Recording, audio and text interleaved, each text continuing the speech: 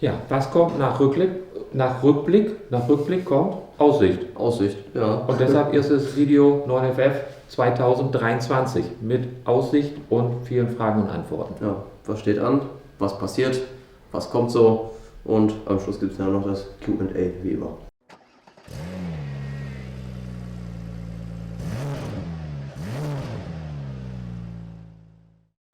Ja, 2023. Freuen wir uns eigentlich drauf, oder? Ja, neues Jahr, neues Glück, sag ich mal, ne? Genau so ist es. Und wir haben viele Sachen, die wir im Kopf haben, Projekte, Kann sagen, es Autos. stehen ja echt viele Projekte noch an, die noch kommen, gerade 23.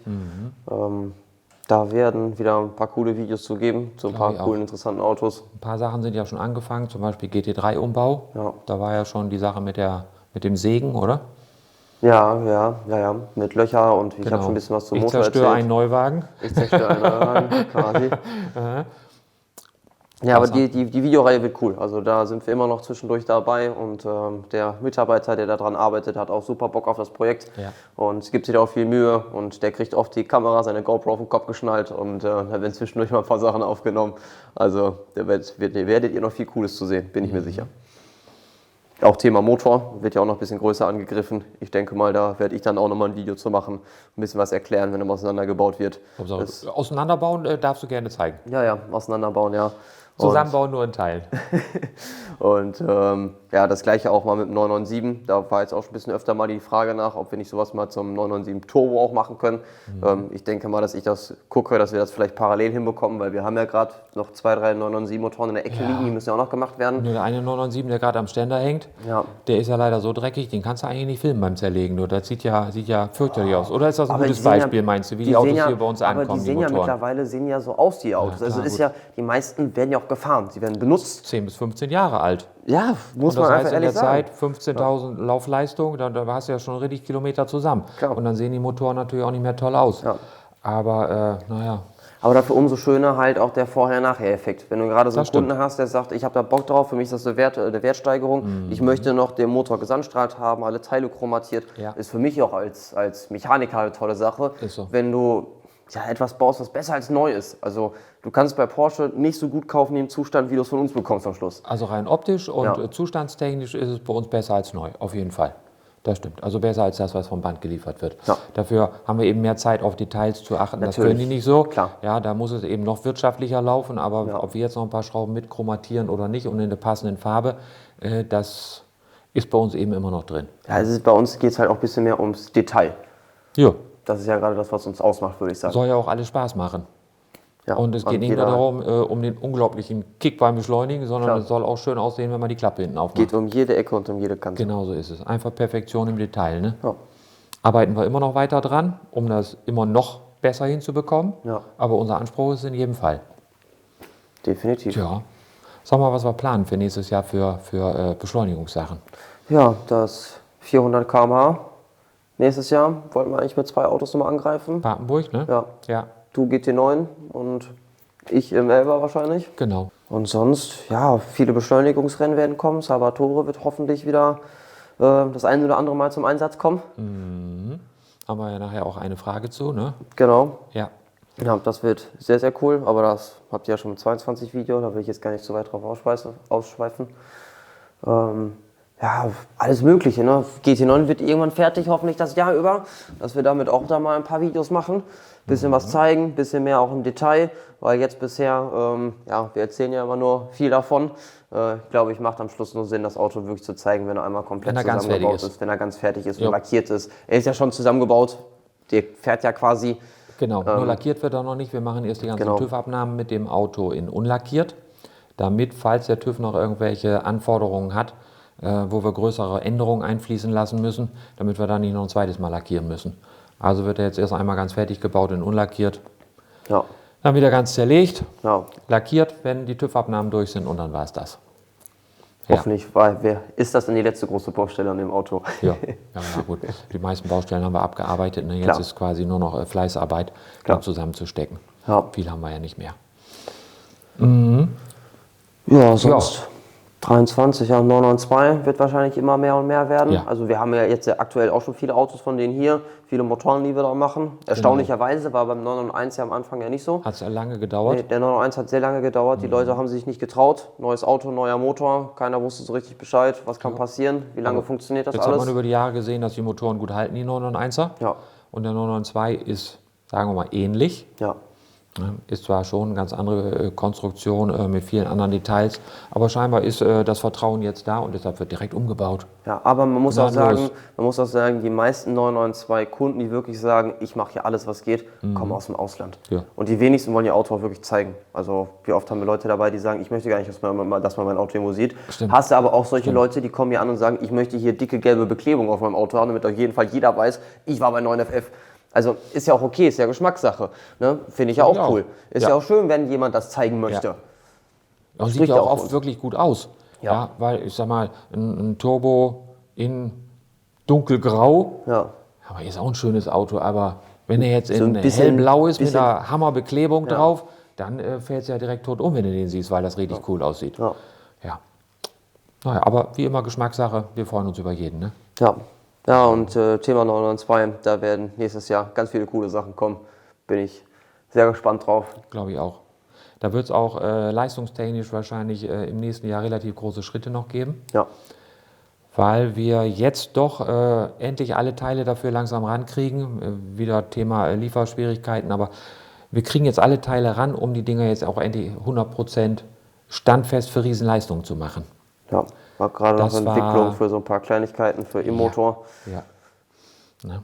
Das wird noch Das sehr war schon cool. ein größeres Problem. Ja, also ich glaube nicht, dass wir damit, jetzt greifen wir einfach einer Frage vor, die 2000 knacken werden. Ja. Kann ich mir nicht vorstellen über kurz oder lang. Aber wir kommen schon Ich glaube, dass die ganz schön weit. Motorblock-Konstruktion selbst vom 992 nicht stabil genug ist, um die Leistung zu verpacken. Aus dem einfachen Grund, dass der Block mit Zylinder quasi ein Teil ist und der ist nicht verbindungssteif genug. Also ich kann mir nicht vorstellen, dass er die Leistung hält. Ich glaube, der wird jemand durchbrechen einfach. Du weißt ja, wir können die Kopfschrauben nicht fest genug anziehen. Das Genau. Thema hatten wir ja schon und mal. Wir haben zu wenig. Ja. Im Gegensatz zum Metzger. Beim Sowohl Metzger als hast du auch. 4 Stück mehr pro Seite. Ja. Nein. Aber egal, trotzdem wird es da noch einen Sprung geben. Also zurzeit sind wir ja so bei etwa 1200 PS. Da wird schon noch ein bisschen mehr kommen Ja, nächstes ich Jahr. denke so 1600 PS werden Denke ich auch. bestimmt noch fallen. 1600 glaube ich auch ist noch realistisch, das kann man erreichen. Wir haben das Getriebe im Griff, wir haben den Motor im Griff, die Lader und die Elektronik sowieso. Ja. Also da glaube ich wird schon noch eine ganze Ecke kommen. Und dann freue ich mich auch drauf. Ja, auf jeden Fall, auf jeden Fall. Bisschen schade, dass Cybex kein Steuergerät dafür macht. Genau, es wird sehr wahrscheinlich wird es kein frei programmierbares Steuergerät für 992 geben. Ja. Liegt an der Einspritz. An den Einspritzdüsen, an den Piezo-Einspritzdüsen, die können von den jetzt bestehenden frei programmierbaren Steuergeräten nicht bedient werden, leider. Das ist schade. Ja. Ja, das würde uns das Leben deutlich erleichtern. Aber gut, so ist das eben. Also wo ich in 23 auf jeden Fall mal Lust drauf hätte, ich würde ja gerne ja mal einen kompletten Carrera, egal ob es 991.2 oder 992 Carrera, mit 1000 PS bauen, der komplett Stock aussieht. Das finde ich cool. Aber so richtig schön Carrera, so einfach nur aussehen wie ein Carrera und dann richtig Power in so einem Teil. Ich glaube, das wäre fett. Da hätte ich mal echt Bock drauf. Also falls einer zuguckt, der Lust hat auf so ein Projekt, gerne mal schreiben. Ne? Ja, sind wir sofort dabei. Sind wir sofort dabei. Weil klingt zwar riesengroß, ist aber überschaubar als Projekt überschaubar, für uns, ja. weil wir die Technik mit 3,8er und 3 Liter Motor inzwischen so gut im Griff haben, Ja, wir dass haben ja wir auch wissen, schon ein paar wie 3 wir Liter tauschen schon können. gebaut. Ne? Das ist, Klar. daher wissen wir ja, das ist eigentlich alles Mit sehr nah 800 beisammen. funktioniert das, der 3 Liter. Und wenn wir dann noch ein bisschen Hubraum machen, dann kommen wir auch relativ zügig auf die 1000 mit einem Satz größerer Lader. Ich Glaub bin auch. ja mit dem 991.2 Carrera, der 4 Handschalter, mit dem bin ich ja ohne große Mühe, ohne viel Ladedruck 100, 200, 5 gefahren. Mit Handschaltung, mit Kupplung und so weiter und so fort. Noch ein normales Schwungrad drin, noch kein Powershift, kein gar nichts. Fand ich schon ganz cool. Da geht schon noch was. Ja. Glaube ich auch. Da geht noch was. Ja, mit VW wollen wir mal gucken, wie es weitergeht. Ne? Genau. die sind Eigentlich ja- haben wir ja gesagt, wir sind ja leider noch dabei, den zu verkaufen. Ja. Noch ist er nicht weg. Also wer zuhört, da noch Interesse dran hat, unser Golf steht leider noch hier. Aus unserer Sicht leider, für den Käufer bestimmt nicht leider dann. Weil wir würden auch gerne wieder was Neues anfangen da. Entweder nochmal wieder ein Golf R, aber mit deutlich mehr Leistung. Ja. Oder was in Richtung Audi RS3. RS3, ja. Bin ja mehr so der Fan für TTRS, aber können wir eigentlich nicht machen, so wegen Porsche-Plattform. Überschneidet sich zu sehr mit dem Cayman eigentlich. Ist immer so der direkte Rivale, den man oft in Autozeitschriften sieht. Und wäre dann schon ein bisschen blöd, wenn wir Und ich glaube, passt auch besser zu unserem Kundenkreis. Der eine oder andere, der schon einen 11er fährt mit viel Leistung und sagt, ich brauche jetzt einen etwas kleineren, nicht ganz so auffälligen, die meisten will aber fahren trotzdem dann Dampf, RS3, ja. der fährt dann keinen TT. Wie viele Kunden haben wir, die einen RS3 haben? So ist das. Also, Golf R und RS3 sind einfach ganz viele. Ne? ja, ist so. Sind ja auch super Autos. Definitiv. Und Klang 5-Zylinder, schon Ist der sehr Hammer. cool. Ja. Gibt eigentlich nicht viel Besseres. Ne? Obwohl viele auch sagen, 4-Zylinder klingt scheiße. Also wenn man hinter unserem Golf noch mal nicht mit hinterher unserem Golf gefahren ist, mitgefahren oder gehört. Ja. Und das Ding mit Klappe auf, also es ist schon...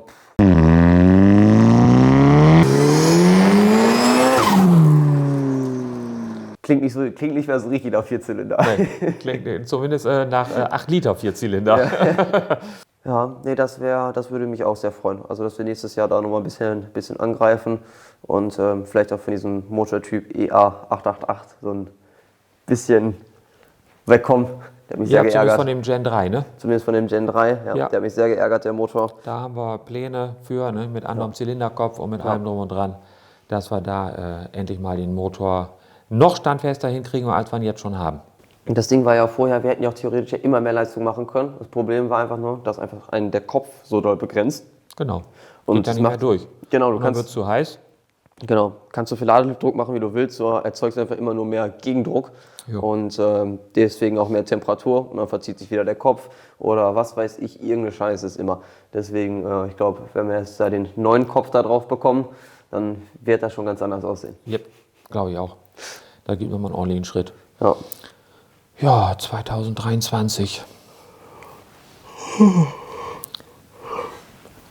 War zu lange gestern Abend, ne? Ja, Weihnachtsfeier gestern, ja.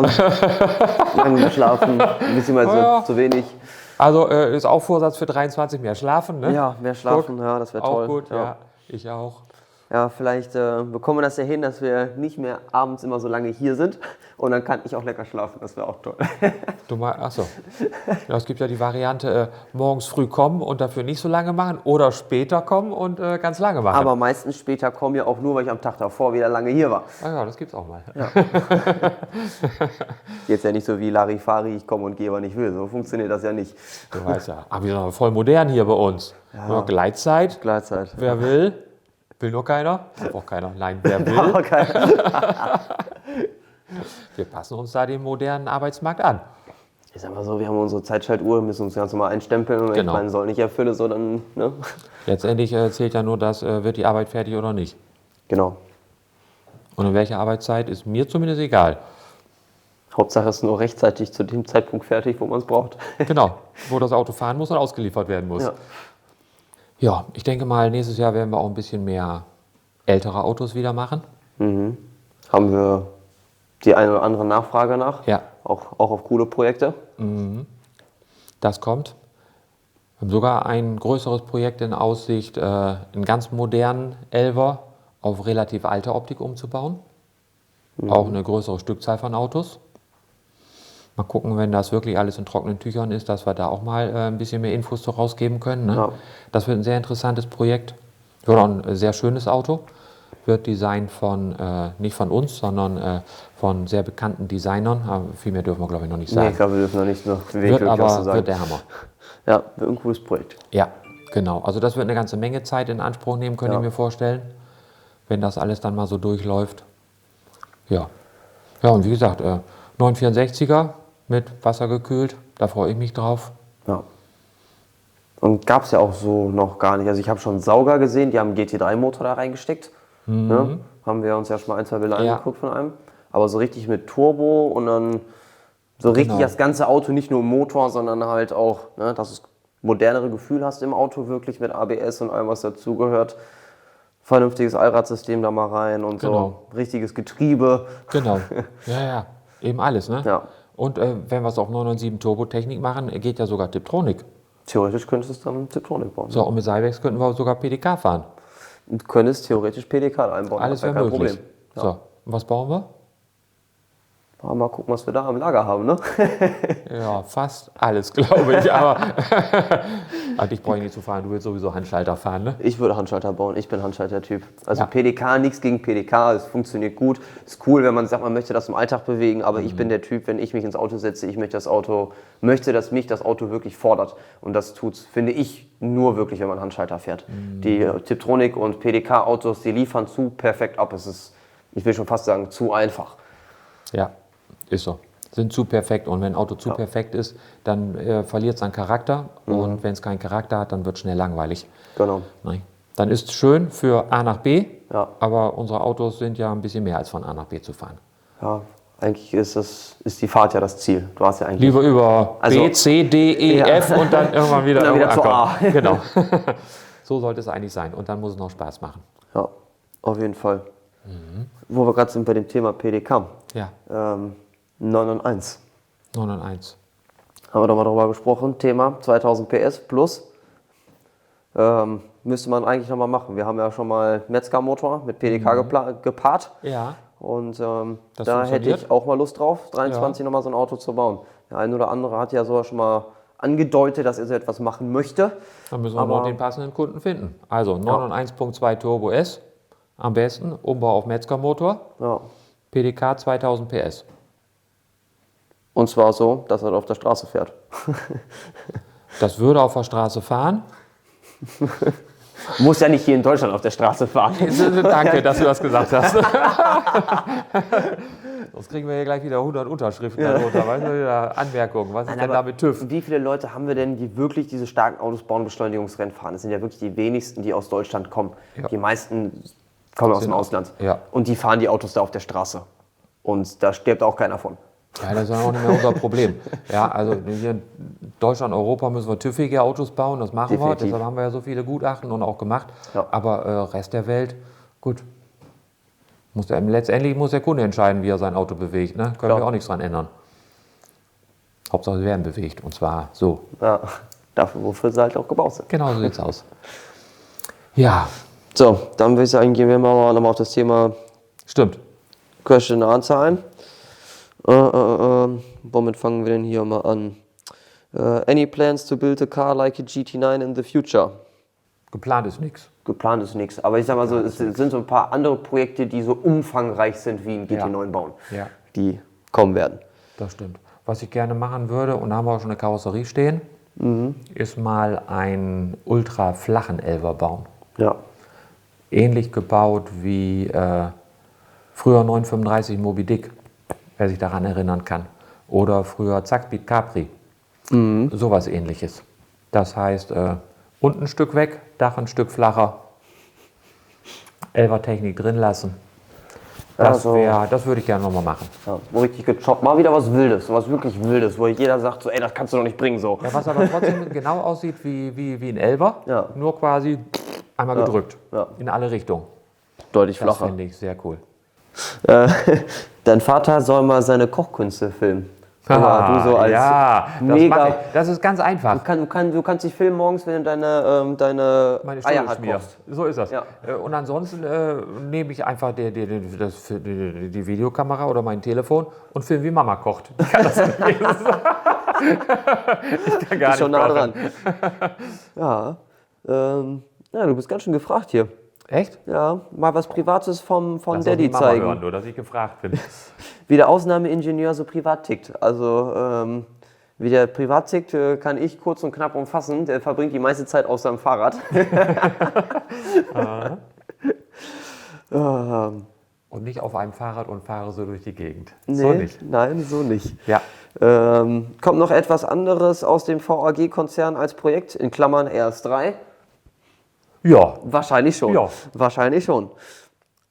Was haben wir sonst noch so? Wollt ihr nächstes Jahr den Halbe-Meile-Rekord brechen mit dem Salvatore Porsche? Ja, wir werden jetzt erstmal gucken, dass das Auto überhaupt fährt und funktioniert und überhaupt mit allen Komponenten läuft, so wie wir uns das vorstellen. Und Wollen wir das immer. will man immer alle Rekorde schlagen. Wollen will man immer alle. Grundsätzlich schon. Ja, aber mal Wir arbeiten gucken. dran und ich sag mal, ganz unrealistisch. Nein, ist es nicht. Ist es nicht. Aber wir haben ja noch so einen anderen Verbrecher in unserem Kundenkreis, Ja, der ja auch wieder so ein angreifen will. bisschen aufdrehen möchte. Genau. Das könnte auch ein ganz wildes Auto werden. Aber Dazu kommt dann auch mehr 23. Ja, also nächstes Jahr wieder mehr Beschleunigungsrennen. Auf jeden Fall, auf jeden Fall. Und vielleicht sogar auf Viertelmeile der eine oder andere, ne? Ja, Kommt neu dazu. Bisher war es ja fast immer nur die halbe Meile Genau. oder noch länger. Ja. Aber Viertelmeile kommt wohl auch dazu. Motorsport, nee, da sind wir raus. Da haben wir nichts mit zu tun. Würde ich, glaube ich, etwas anders formulieren. Motorsport sind wir deshalb raus. Weil es ja mehr so als Spaß gesagt Ich weiß, wird. ich weiß auch. Ich weiß, aber du weißt, so wie Mama bei Mama, die ist auch immer ironisch und meint, jeder versteht die Ironie. Ja. Nicht immer jeder versteht sie. Ja. Deshalb Motorsport generell eigentlich schon.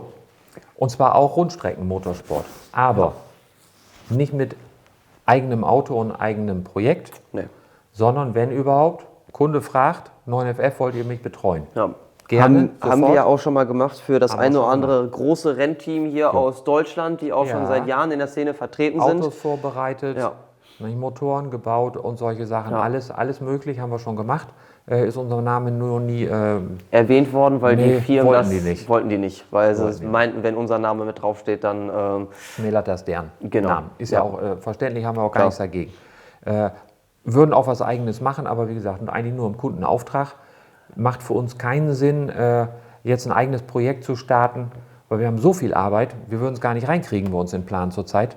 überhaupt nicht. Ja, und wenn wir Motorsport machen würden, dann natürlich so, wie wir sonst auch motorsportlich unterwegs sind, nur mit dem Ziel zu gewinnen.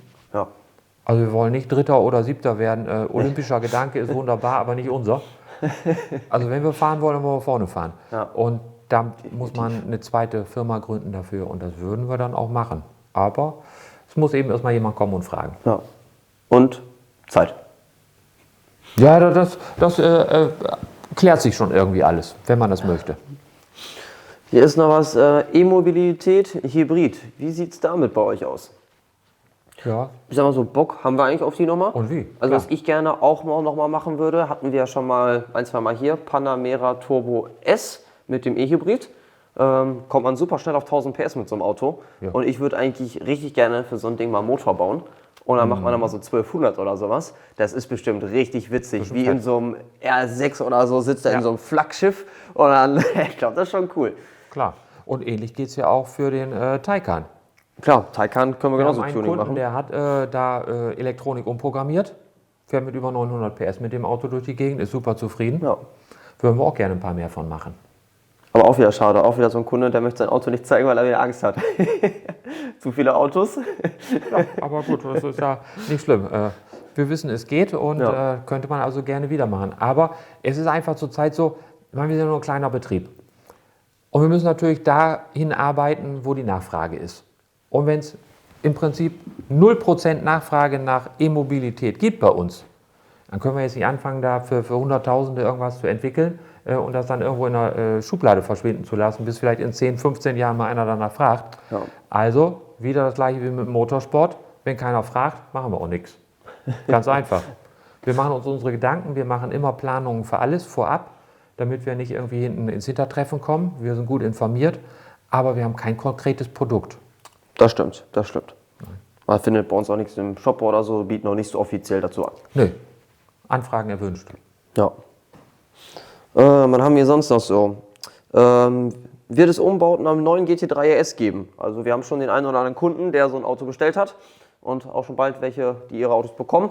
Und ich denke, die werden auch nicht an uns vorbeigehen. Also ob sie dann am Schluss wirklich Turbo-Umbauten machen, ich denke, der eine oder andere. Tja. Ja, die meisten sagen ja immer zuerst, ach, bleib sauber, ich mache nichts, das ist ein RS, das ist ein Sammlerfahrzeug und was weiß ich. Und am Schluss stehen sie trotzdem hier und kriegen Turbolader. Also Entweder so oder zumindest mehr Sound. ich wollte gerade sagen, also Und die solche Sachen Kleinigkeiten einfach für den passiert, ja, Fahrspaß erhöhen. definitiv. Ja, Ja.